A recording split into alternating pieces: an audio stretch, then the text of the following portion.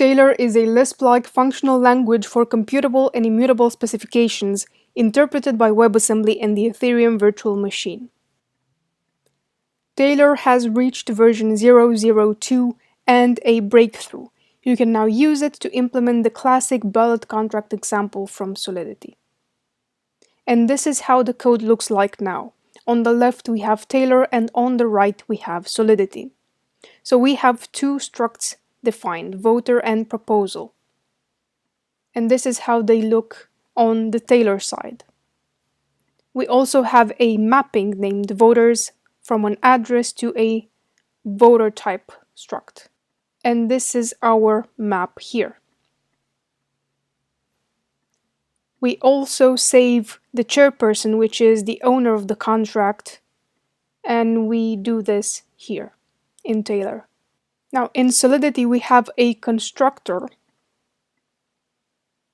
in which some proposals are initialized, and this is the equivalent in Taylor. We initialize 3 proposals. Next, let's look at the give right to vote function. So only a chairperson can give a voter address voting rights. So this is what we check here. If the caller is the address of the chairperson that we have stored at position 0. Interesting to note is the nil type and the nil question mark function. With nil, you actually know if a value was set or not, and this is different than Solidity where an unset value is indistinguishable from a value of 0. So, if a voter address does not map to a voter struct, then we initialize it with a new one, and we set the weight as 1, voted as false, delegate address as an empty address, and the voted proposal index as 0. Next, the delegate function. On the Solidity side, we see that it contains a while loop. And this can be written in Taylor as a recursive function. The rest of the delegate function is this. It is considerably more verbose than the Solidity counterpart, but this is improving as we speak. So note the let function, which lets you define local variables. We retrieve the voter information from storage corresponding to the delegate's address. If there is no information, we revert. If the delegate does not have a delegate address itself, we return the initial address. If the delegate of the delegate is the caller, then we revert again. Otherwise, we call the recursive delegation function again with the delegate's delegate. So in the delegate function, we use this recursive function to get the last delegate from the chain given an address. And then we update the sender, proposal, and delegate's data. So the sender is marked as if he has already voted, and the sender's delegate address is updated if the delegate has already voted. Then we increase the proposal's vote count with the sender's weight.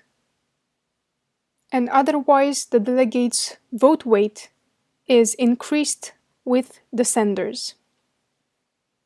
And then we have the vote function.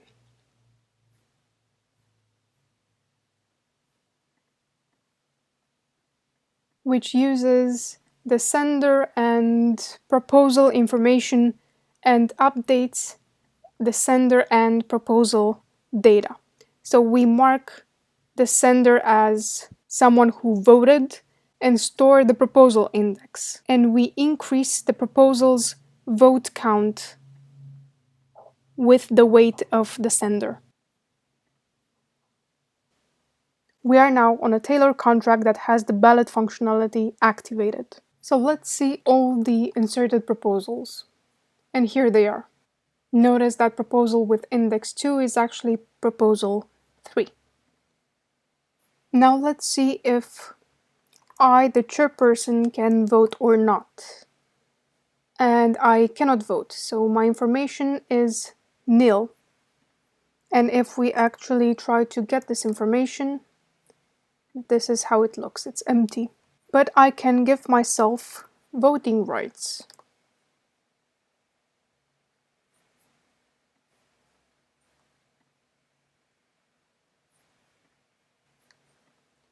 And now I can see that my information has changed. So I have a voting weight of 1, the delegate address is empty, and everything else is 0. And I will give voting rights to some other accounts as well.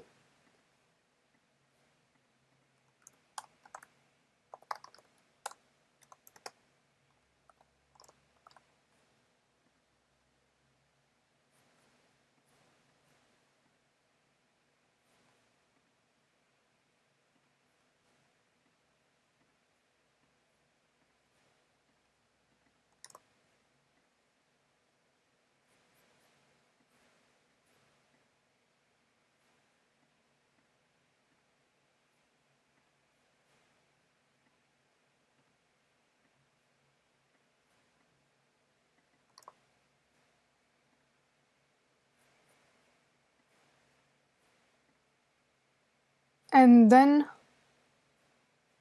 I will switch to account 5.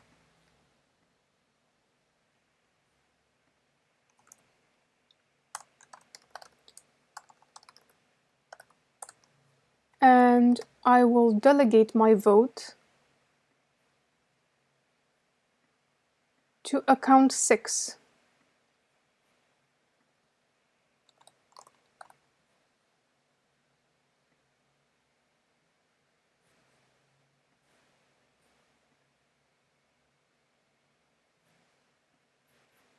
So now let's see what data we have at account 6.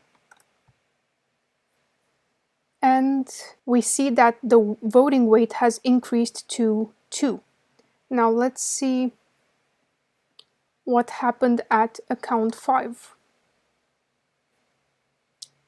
And it was marked as if the account has already voted. And here we have the delegate's address. So now we can copy account 5 address and then switch to account 4. And if we query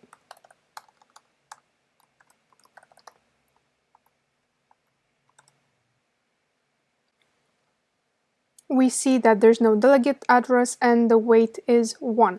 So what we are going to do is we will delegate our vote to account 5 address. Now remember the recursive function that returned the last address from the chain of delegation. That function will make it so that we actually delegate our vote to account 6.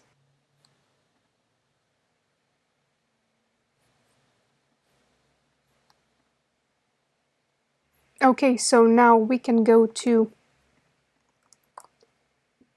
our stored data and we can see account 6 address.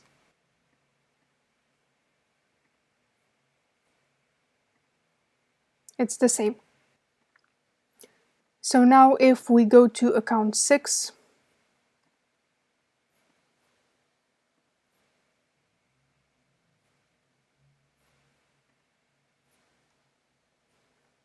we can see the vote weight is 3.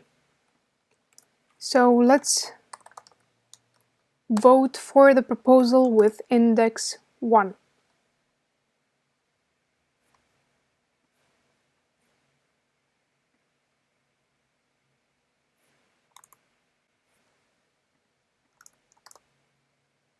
And now we can see the proposals. And proposal with index 1 actually has the name proposal 2, and it has a weight of 3.